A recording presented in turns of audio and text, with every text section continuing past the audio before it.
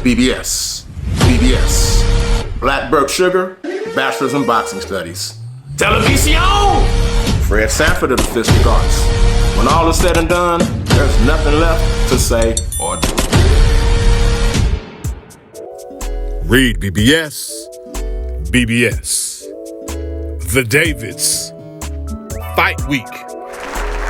We got David El Monstro Benavidez versus David Morrell. Battle of undefeated world champions, two-weight world champions, sorta. This Saturday, February the 1st, T-Mobile Arena in Las Vegas, Nevada. Now, I've done a few videos now on the Davids in particular. First one was a bit of foreshadowing. This was a month or so before there was even talks of them about to fight or signing to fight. And I had stated, don't be like Triple G, waiting on Canelo. I encouraged both Davids to fight each other to make this shit happen. I followed that with keep that same energy for the Davids. Keep the same energy for the losers. Because too often as fans, we want to see the best matchups, and then when the best faces the best, we penalize the loser, say he sucked, he was never any good to begin with, what have you. We always diminish the loser of said events. Follow that Davids video with the Davids, Trinidad versus Vargas vibes. 2025 Fight of the Year. That's what I think this could potentially be.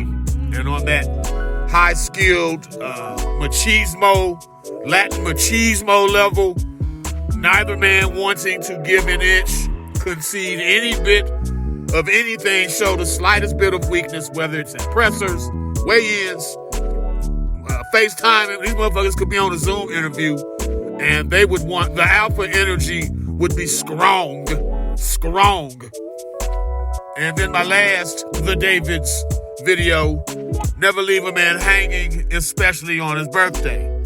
This was the last time these two men were face to face. And as soon as David Benavidez took his belt off his shoulder, I don't know why the parties involved didn't intervene then, but they let them get closer to each other. And shit almost happened. But more on that in a second. Let me be clear. David Benavidez is assuming all the risk. In terms of legacy, he's assuming all the risk here. Because if he wins, people are going to say, oh, even though Morrell is younger and fresher and quicker of foot, they're the same size. Morrell has a 4-inch reach advantage. He's a southpaw, Cuban pedigree.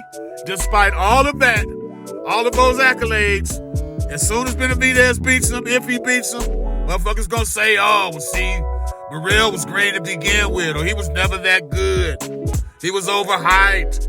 Who was Morrell beating? He only had 11 fights. What's the big deal? That's what I don't want to happen. Keep that same energy for the loser. Because both of these men should be applauded just for fighting each other.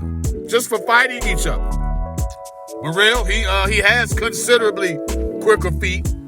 And we'll see who has the hand speed edge here, because Benavidez has good hand speed. It's just his feet are center blocks. Can't help that shit. The jab battle and Morrell's longer arms will tell us something very early in this fight, one way or the other. But I'll drop a prediction video sometime after the weigh-in. In the meantime, and in between times, during the final presser Thursday and Friday's weigh-in, keep these motherfuckers away from each other, out of close proximity to the other, until the first bell rings. I don't want anything spoiling this fight. Motherfucker swing, he cut the other with a punch, or hurts his hand, or throws his shoulder out, trying to hit a motherfucker with a haymaker. No, keep these dudes away from each other until the bell rings, please. And we'll do a pre-fight, we'll do a prediction video after the weigh-in. REED-BBS, BBS. Black Burke Sugar, Bachelor's in Boxing Studies. Television! Fred Sanford of the Fistic Arts. When all is said and done, there's nothing left to say or do.